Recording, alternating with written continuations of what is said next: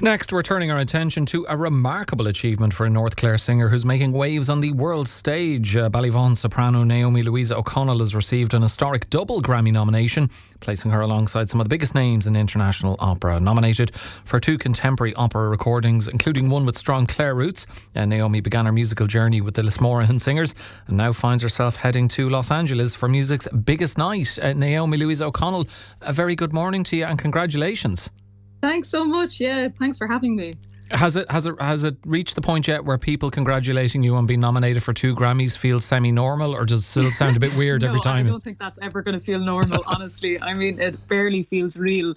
We met with a designer, Natalie Coleman, recently, who showed us a few dresses, and honestly then it hit home that, okay, this is red carpet time. It's bizarre, really, but really brilliant to have these pieces nominated that are, you know, I mean, made on a small budget, made with love. Any recording that's being made right now with the recording industry as it is a labour of love and passion projects.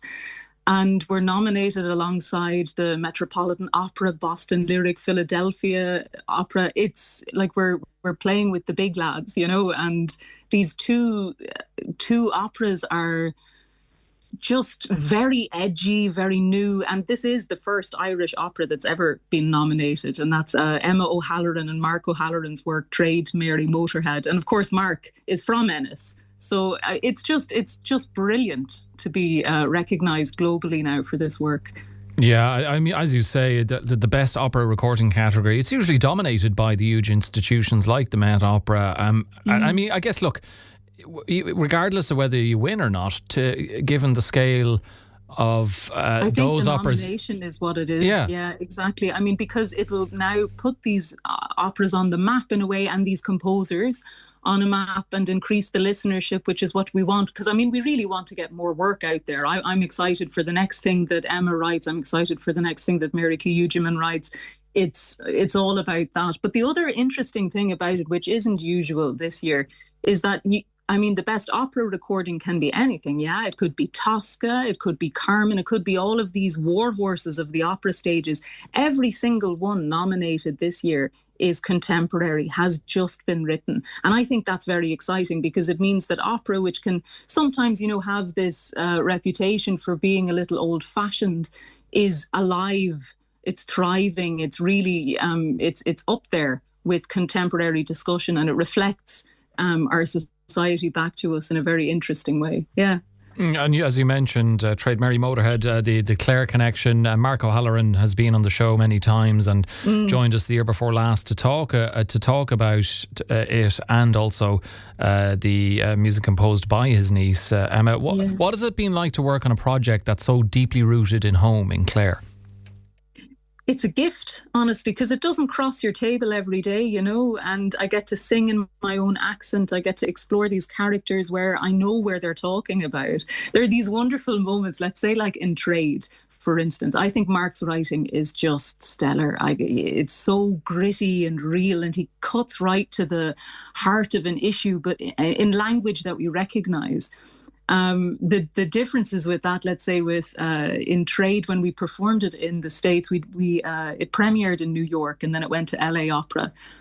And so he talks about, you know, I was up in Cherry Orchard, and we know what Cherry Orchard means, or let's say Mosney Games. I talk about going to the Mosney Games, and everything that comes with that is so rich and vivid for any Irish person that it's just layered and deep. And then Emma's music just describes the inner life of these characters who are not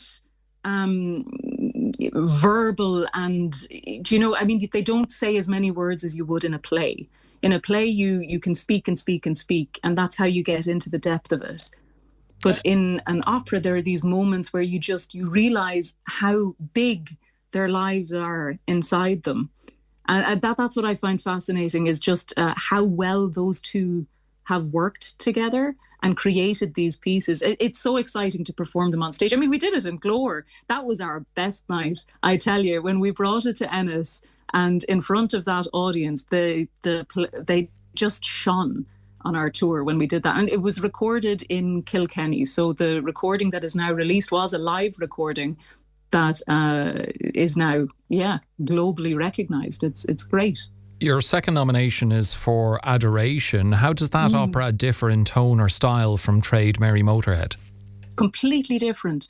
It's almost like, I don't know, when I was talking about Adoration, it's more like a collage. She writes extremely well for strings, Mary. She's a very, very interesting composer, and she's interested in voices overlapping. So it's an ensemble piece. Mary Motorhead, the part that I'm involved in, is a monodrama. So it's just me and the orchestra for half an hour. Whereas with Adoration, we have an ensemble cast of 8 people. And where in Mary Motorhead, I'm playing a character that is very real and rooted.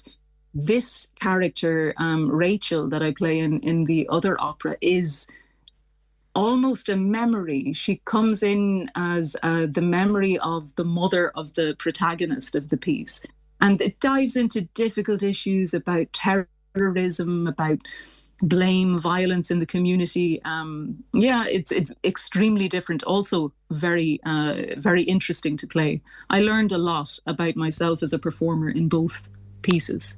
Could you have imagined when you were singing with the Lismorahaun Singers as a young girl in North Clare that you'd be talking about moments like this?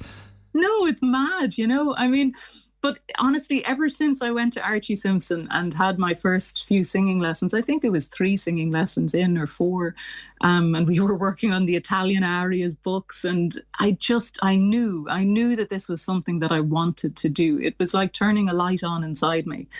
And however a career develops, there are very many ways to have a career in music, and not all of them involve being a full-time performer. I so enjoy it. It is, for me, when it works, when you have the right people in the room, all working to the best of their ability, it is the most exciting thing I can imagine doing with my life. So I'm very, very grateful for all of the chances that stacked up, and that Archie came, and that the community asked him make a choir, that he said absolutely, but only in 4-part harmony, and that it grew and it became this centre of the community of Fanor and Ballyvaughan and Lisdoonvarna. I mean, the choir is still going today. Peter O'Donoghue, who I used to sing duets with, is running them now. Kate Daly did it for a few years, also a great friend of mine, and we all sang together.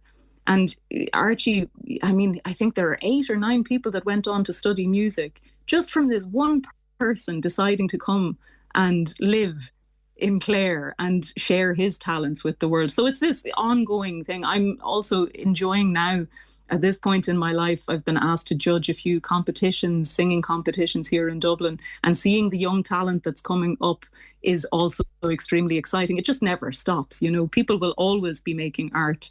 And for me, I think it would be lovely if we could see more opera being performed in schools, and for it to be normal, to go. I think Irish National Opera now have an ambition to perform in every county.